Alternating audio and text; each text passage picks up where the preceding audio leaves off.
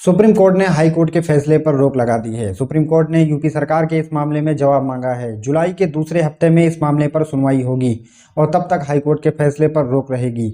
UP के 16,000 मदरसों में से 17 लाख छात्रों को बड़ी राहत की बात है और 2004 के कानून के तहत मदरसों में पढ़ाई चलती रहेगी। उत्तर प्रदेश मदरसा एक्ट को लेकर सुप्रीम कोर्ट ने इलाहाबाद हाई कोर्ट के फैसले पर अंतरिम रोक लगा दी है। सुप्रीम कोर्ट ने कहा, हाई कोर्ट ने मदरसा एक्ट के प्रावधानों को समझने में भूल की है। हाई कोर्ट का ये मानना कि ये एक धर्मनिरपेक्षता के सिद्धांत के खिलाफ है, गलत है।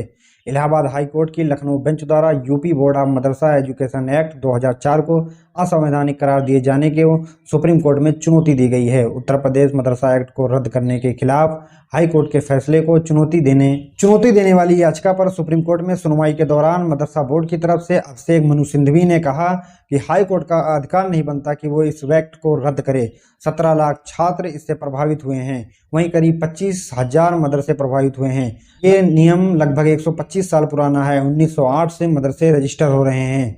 हाई कोर्ट ने मदरसा एक्ट के प्रावधानों को समझने में भूल की, ये सुप्रीम कोर्ट की तरफ से कहा गया। सुप्रीम कोर्ट ने कहा, हाई कोर्ट ने मदरसा एक्ट के प्रावधानों को समझने में भूल की है। हाई कोर्ट का ये मानना कि ये एक धर्मनिरपेक्षता के सिद्धांत के खिलाफ है, गलत है।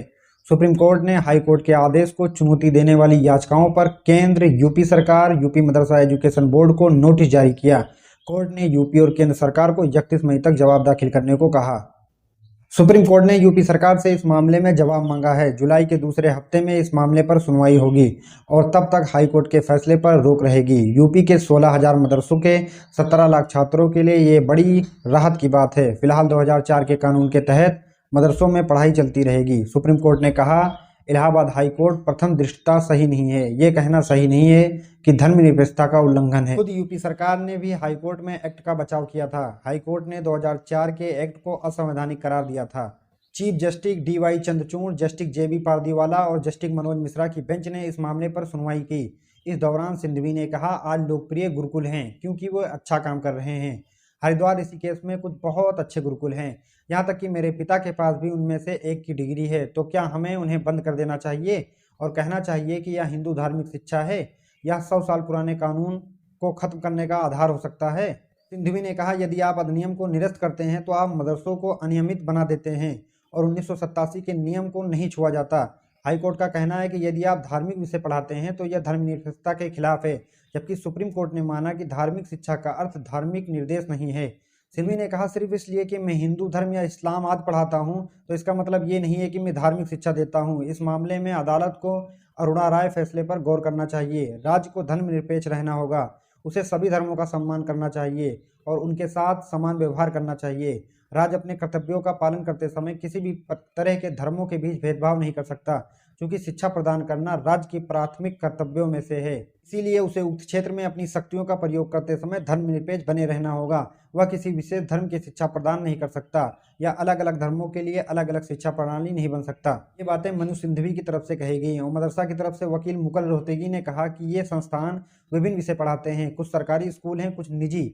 यहाँ आशय ये है कि पूरी तरह से राज्य द्वारा सहायता प्राप्त स्कूल हैं, कोई धार्मिक शिक्षा नहीं है। यहाँ कुरान एक सब्जेक्ट के तौर पर पढ़ाया जाता है। हुज़ैफा अहमदी ने कहा कि धार्मिक शिक्षा और धार्मिक विषय दोनों अलग हैं, इसलिए हाई कोर्ट के फैसले पर रोक लगानी चाहिए।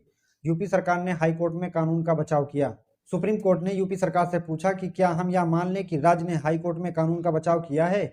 इस पर यूपी सरकार की तरफ से अतिरिक्त सॉलिसिटर जनरल KM नटराज ने कहा कि हमने हाई कोर्ट में बचाव किया था, लेकिन हाई कोर्ट द्वारा कानून को रद्द करने के बाद हमने फैसले को स्वीकार कर लिया है। जब राज्य ने फैसले को स्वीकार कर लिया है तो राज्य पर अब कानून का खर्च वहन करने का बोझ नहीं डाला जा सकता। क्या मदरसा अधिनियम के प्रावधान धर्मनिरपेक्षता की कसौटी पर खरे उतरते हैं, जो भारत के संविधान के मूल ढांचे का एक हिस्सा है? यूपी सरकार ने कहा कि ये मदरसे खुद सरकार से मिलने वाली सहायता पर चल रहे हैं, इसलिए कोर्ट को गरीब परिवारों के बच्चों के हित में याचिका खारिज कर देनी चाहिए। यह धारणा बनाने की कोशिश की जा रही है कि धार्मिक विषय अन्य पाठ्यक्रमों के साथ है, वे गलत जानकारी दे रहे हैं। यूपी सरकार की तरफ से ACG नटराज ने कहा कि मदरसे चल रहे हैं तो चलने दें, लेकिन राज्य को इसका खर्च नहीं उठाना चाहिए। छात्रों को शैक्षणिक शर्त समाप्त होने पर ही प्रवेश दिया जाना चाहिए। इसमें समान विषयों को वैकल्पिक बनाया गया है। क्लास 10 के छात्रों के पास एक साथ गणित विज्ञान का अध्ययन करने का विकल्प नहीं है। हाईकोर्ट के सामने ये छिपाया गया कि धार्मिक शिक्षा दी जाती है। फिजिक्स, मैथ, साइंस जैसे मुख्य विषय वैकल्पिक होने से ये छात्र आज की दुनिया में पिछड़ जाएंगे। किसी भी स्तर पर धर्म शामिल होना एक संदिग्ध मुद्दा है।